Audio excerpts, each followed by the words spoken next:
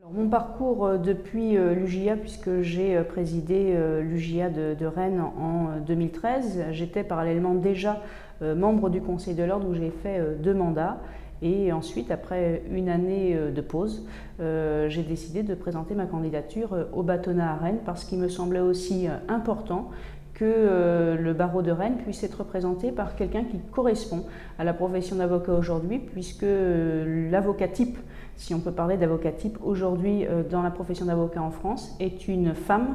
de 40 ans, et donc je considérais qu'effectivement, ayant ce profil, il fallait s'engager au sein du barreau pour représenter le maximum de confrères.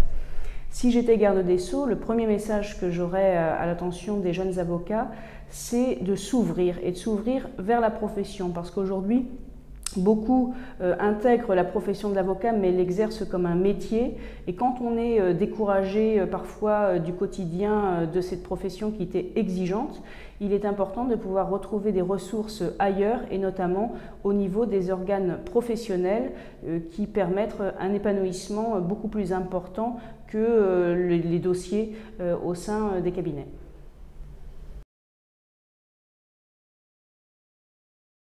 Si j'étais garde des Sceaux, je pense que je répondrais positivement à la proposition qui est faite par Julie Couturier et Vincent Nioré dans leur programme au bâtonnat de Paris. Et d'ailleurs, je pense que je soutiendrai également Julie Couturier et Vincent Nioré dans ce beau programme. Un ambassadeur de la profession, alors on peut se dire pourquoi un ambassadeur de la profession d'avocat à la chancellerie. Malheureusement, et on le regrette trop souvent, la profession d'avocat semble mal connue. À la chancellerie, la réalité du terrain est totalement ignorée par nos politiques, et je pense qu'apprendre à mieux se connaître, alors je sais que nous avons une ancienne magistrate de Rennes qui est aujourd'hui en charge des bonnes pratiques à la chancellerie, mais je pense que ce n'est pas suffisant de confier à un magistrat la question des bonnes pratiques. Je pense qu'il faut aller au-delà, qu'il faut apprendre à mieux se connaître, et un avocat qui serait déconnecté de telle ou telle appartenance syndicale ou ordinale pourrait permettre de donner une vraie image de l'avocat du terrain, et que la chancellerie puisse aussi travailler en prenant véritablement en considération les problématiques de l'avocat de base, ce qui n'est pas péjoratif, mais ce qui permettrait aussi de ne pas prendre telle ou telle décision qui sont totalement déconnectées du terrain. Alors, si j'étais garde des Sceaux, je pense que je réfléchirais à une réforme de la formation des professionnels du droit dans leur ensemble. Est-ce que la solution passe par une formation commune théorique? Elle existe déjà à travers du parcours universitaire commun dans les facultés de droit. Après, je considère que la vraie problématique, ce n'est pas tant la formation théorique qu'il y a dans telle ou telle école, que ce soit les centres de formation professionnelle des avocats ou l'ENM, parce qu'au bout d'un moment aussi, il faut bien distinguer les deux professions. Défendre, ce n'est pas savoir juger, juger, ce n'est pas savoir défendre. Donc je pense que chaque profession doit avoir sa formation théorique distincte. La véritable problématique, et on en revient à cette question de déconnexion aussi du terrain et des réalités, c'est connaître au plus près les préoccupations des justiciables pour mieux les juger. Et là, je considère que ça passe par une formation pratique beaucoup plus importante et beaucoup plus longue. Et la véritable question à se poser, à mon sens, c'est de savoir si, avec uniquement une formation théorique sans préalablement d'expérience professionnelle en contact avec le milieu de la justice, est aujourd'hui adéquate pour faire un bon magistrat. Je suis beaucoup plus favorable à ce qui se passe dans d'autres pays européens, à savoir que les magistrats bénéficient, avant de devenir magistrats, d'une pratique professionnelle comme avocat ou comme autre professionnel du droit. Ils ont à la fois une formation pratique renforcée et une formation théorique adaptée.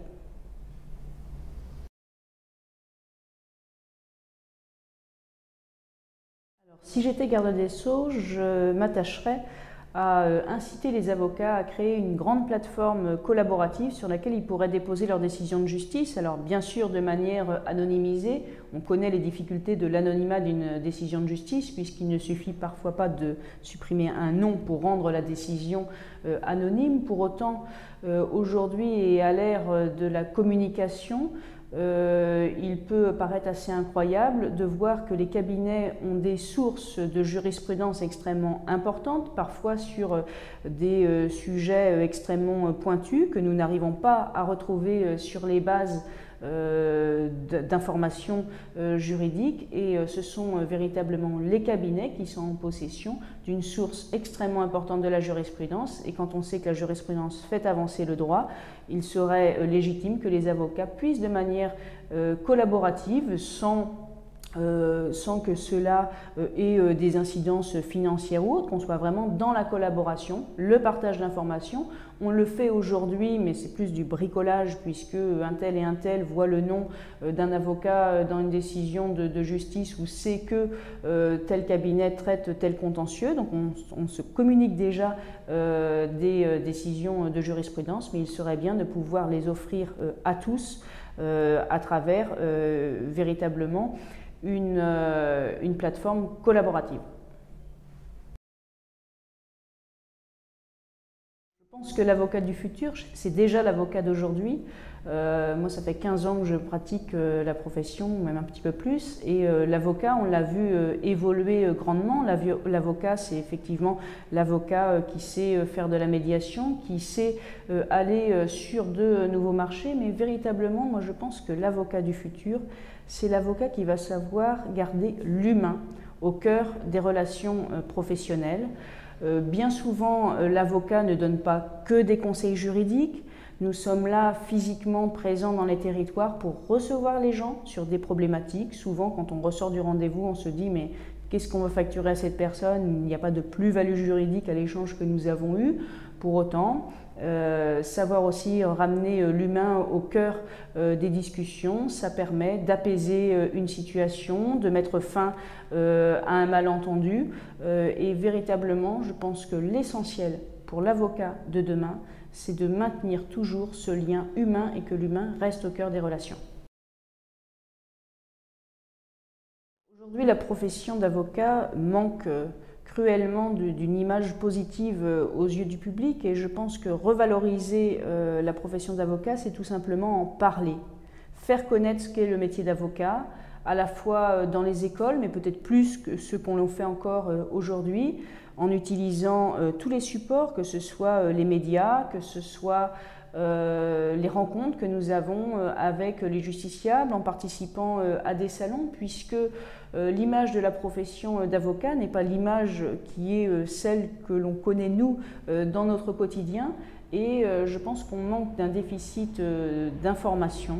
sur la profession, une image déformée, et tout simplement parlons-nous, sachons parler de la profession d'avocat, mais allons aussi vers la société civile et économique pour parler de la profession d'avocat, et c'est en se parlant que nous aurons une autre image de la profession d'avocat. L'avocat, il est avant tout le défenseur des libertés, il garantit les libertés individuelles. Beaucoup de nos confrères à travers le monde sont d'ailleurs poursuivis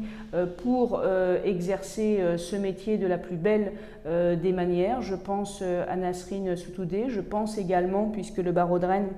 est très impliqué dans la défense des confrères en Turquie. Je pense à Ebru Timtik que nous avions rencontré lors de notre dernier déplacement à Istanbul dans sa prison haute sécurité, qui est décédée d'une grève de la faim, tout simplement parce qu'elle était porteur d'un message d'espoir pour les justiciables turcs, puisqu'elle faisait son métier avec passion, conviction, et qu'elle savait placer avant toute chose et avant sa propre vie la défense des libertés.